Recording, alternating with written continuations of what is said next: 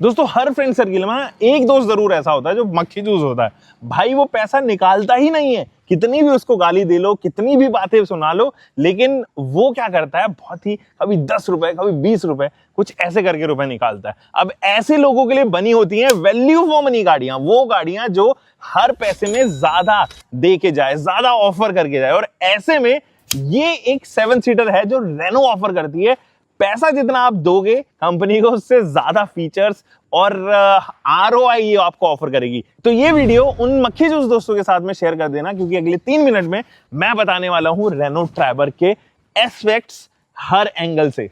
दोस्तों रेनो ने इसको जो है वो अपग्रेड कर दिया, और अपग्रेड होने की वजह से अब ये बिल्कुल प्रोपोर्शनेट लगती है। जो LED हेडलाइट सेटअप्स इसके अंदर अब ऑफर किए गए हैं, दीज आर प्रोजेक्टेड और प्रीमियम कैरेक्टर एड ऑन करती है विद दीज DRL, जो पहले मेरे ख्याल में नीचे ऑफर किए गए थे।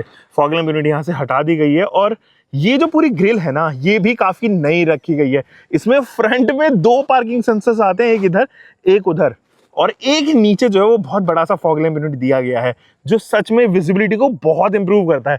ये जो 2 पार्किंग सेंसर्स है ना भाई, ये कमाल करते हैं, एंड सच में एक अच्छा काम किया है फॉर पार्किंग असिस्टेंस, जब आप ऐसे एरिया में लेके जाओगे जहाँ पे क्राउड बहुत ज्यादा है। साइड प्रोफाइल से देखने में भी ये काफी प्रोपोर्शनेट लगती है, और ये जो टायर्स है ना, ये हालांकि 185 सेक्शन के हैं, but it gets the job done, क्योंकि बहुत बड़ी गाड़ी नहीं है। 17 की जगह 15 इंचेस के टायर्स हैं, 215 की जगह 185 इंचेस हैं, एंड मैकफर्सन स्टड्स का ही इस्तेमाल किया गया है। ये एलॉय व्हील्स नहीं है दोस्तों। इसके सस्पेंशन को लेके मैं बहुत ज्यादा खुश नहीं हूं। गाइस इसकी सेकंड और थर्ड रो में चलेगी, लेकिन उससे पहले भाई मैं क्या देख रहा हूं, आप यार सब्सक्राइब ही नहीं करते हो। मेरे एनालिटिक्स शो करते हैं कि आप में से केवल 6% लोगों ने अभी तक सब्सक्राइब किया हुआ है, making it very difficult for me to accept कि आप में से 94 लोग आउट ऑफ 100 केवल वीडियो देखते हैं बट सब्सक्राइब नहीं करते हैं। Don't know why. सब्सक्राइब करो, बिकॉज हमारे लिए सब्सक्रिप्शन बहुत इंपॉर्टेंट है, वो हमें ग्रेजुअल ग्रोथ देता है, बट आपको केवल एक सब्सक्राइब का बटन ही तो दबाना है। चलिए प्लस पॉइंट में आप देता हूं, अगर आप सब्सक्राइब करके कमेंट करोगे तो अगले 24 घंटे में मैं हर कमेंट का जवाब दूंगा। Come with me. देखो ये है इसकी की फॉब, लेकिन ये जो की फॉब है ना भाई, बहुत बड़ी सी लगती है। तो आपको मोबाइल फोन भी लेके चलना है और ये भी लेके चलनी है, तो 2 जिम्मेदारी होती है। बट इसको जैसे जैसे मैं गाड़ी के पास लेके जाऊंगा, ये गाड़ी को कर देगी अनलॉक, और जैसे ही मैं दूर लेके जाऊंगा गाड़ी को लॉक कर देगी। तो ये जो प्रिंसिपल है ना, ये जो फॉर्मूला रेनो ने दी है अपनी लगभग सभी गाड़ियों में, ये मुझे काफी पसंद आता है। ब्लैक डोर हैंडल्स ऑफर किए गए हैं, बट इनके ऊपर पियानो फिनिशिंग है, तो ये थोड़े अच्छे लगते हैं। और ये है इसका रियर प्रोफाइल, तो इस एंगल से भी ये गाड़ी जो है वो अच्छी लगेगी आपको देखने में, और ऐसा नजर नहीं आएगा कि कॉस्ट कट की गई है बाहर से, या ओवरऑल कॉस्मेटिक डिजाइन को देखने में। पीछे भी आपके पास में LED टेल लाइट सेटअप है जो स्प्लिट की गई हैं, एंड यहाँ पर 3 पार्किंग सेंसर्स है with a reverse parking camera. इसके जो सीट्स है वो आपको काफी पसंद आने वाली है। इनफैक्ट इनके अंदर कुशन भी बेहतरीन है। ये आर्मरेस्ट के साथ में आती है, लेकिन केवल ड्राइवर सेंट्रिक आर्मरेस्ट है, जो एक्चुअली में परेशान करता है गियर लगाते समय।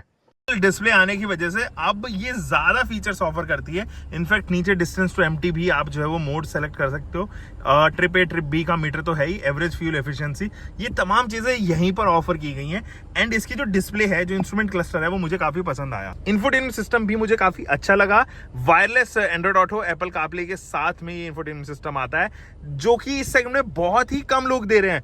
Full marks on that part. और ये जो कंट्रोल्स हैं, ये AC के कंट्रोल्स हैं, इनमें थोड़ा सा फ्लिम्जी कैरेक्टर जरूर आपको देखने को नजर आएगा, कॉस्ट कटिंग देखने को नजर आएगी, बट फिर आपका ध्यान पड़ेगा यहाँ, ये है engine start stop button and wireless charging का ऑप्शन, जो भाई बहुत ही कम गाड़ियों में फॉर दिस प्राइस पॉइंट, क्योंकि इस गाड़ी का जो प्राइस है ना 5,70,000 रुपए से स्टार्ट हो रहा है गाइज, एंड 8,60,000 के आसपास ये क्लोज हो जाता है। तो 2.5 लाख के अंदर अंदर ही सारे वेरिएंट्स इसके आ जाते हैं।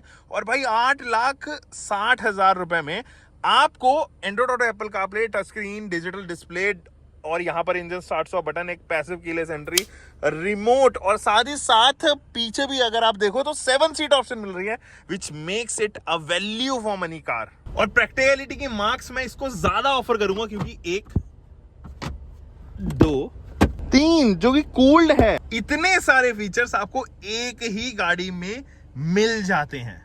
देखो दोस्तों, सेकंड रो में AC के वेंट्स यहां आपको ऑफर किए गए हैं, एंड इनकी एफिशिएंसी ठीक है। हालांकि जो कंप्रेसर है वो सेम ही साइज का है, और इसके अलावा मेरा जो पोस्चर है उसको मैं थोड़ा सा रिक्लाइन डिक्लाइन कर सकता हूं एंड इसको टू एंड फ्रो भी मूव कर सकता हूं, making space in the third row. The best part about third row is आपको वहां पर भी एसी के वेंट्स मिलते हैं। मतलब एक ऐसी एमपीवी जो 8.5 लाख रुपए में आ जाए, उसके अंदर तीनों रो में इंडिविजुअल एसी के वेंट्स हो, तीनों रो तक इजिली वेंटिलेशन आपको पहुंचे एंड आप पीछे भी सेकंड रो में भी, इनफैक्ट फर्स्ट रो में भी गाड़ी से ही अपने मोबाइल्स को, इक्विपमेंट्स को चार्ज कर पाए, क्योंकि यूएसबी 12 वोल्ट पीछे भी आपको ऑफर किया गया है और साथ ही साथ सेकंड रो में भी है एंड फर्स्ट रो में आपको केवल यूएसबी ए टाइप मिलेगा, no USB C type for sure. Renault की ट्राइबर के अंदर एक ही इंजन ऑप्शन आता है सैडली, और ये है वो 1.0 लीटर का इंजन ऑप्शन, जो हालांकि 5 स्पीड ट्रांसमिशन के साथ में तो आता ही है, आप इसको एएमटी में भी ऑप्ट कर सकते हो, बट भाई सच बता रहा हूं वो मजा आपको नहीं मिलेगा अगर आप एक ऐसी एमपीवी देख रहे हो जो थोड़ा सा एंथुसियास्ट कैरेक्टर के साथ में हो। This engine is not for meant you, trust me.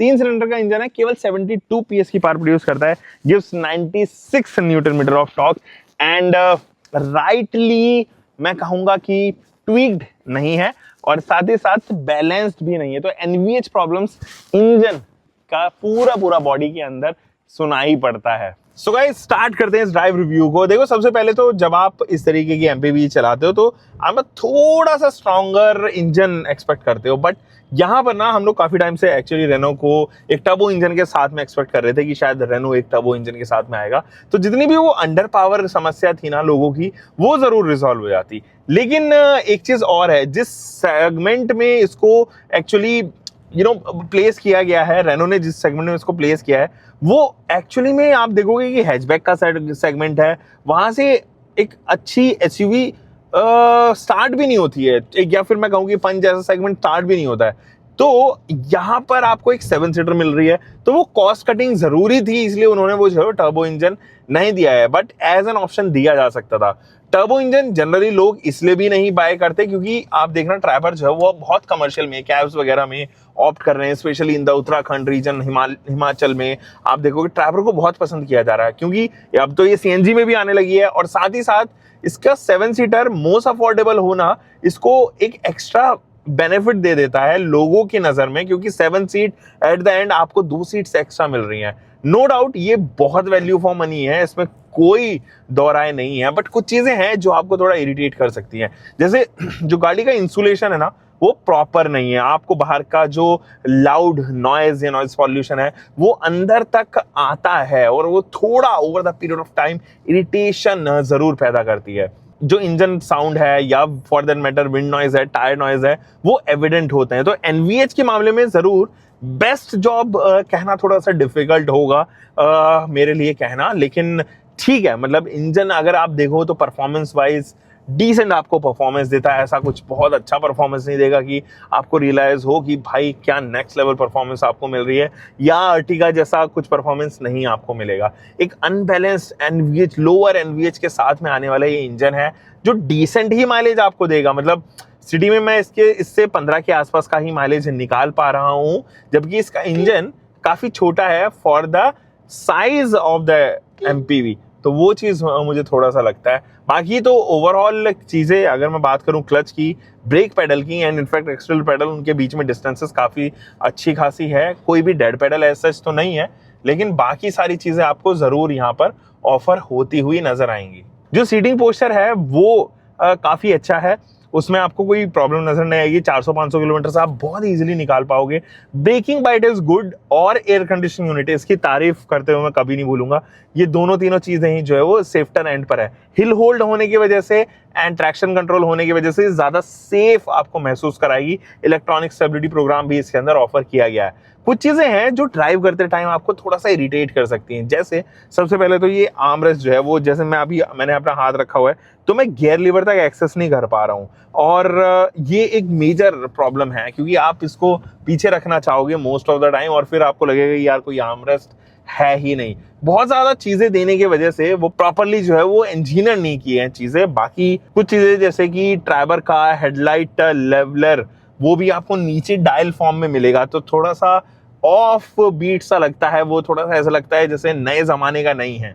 Cruise control का बटन आप देखोगे स्टीयरिंग व्हील पे नहीं ऑफर किया गया है, केवल उसके कैंसिल का बटन या रिज्यूम का बटन है, बट एक्टिवेट और डीएक्टिवेट करने का बटन आप यहाँ पर ऑफर होते हुए देखोगे।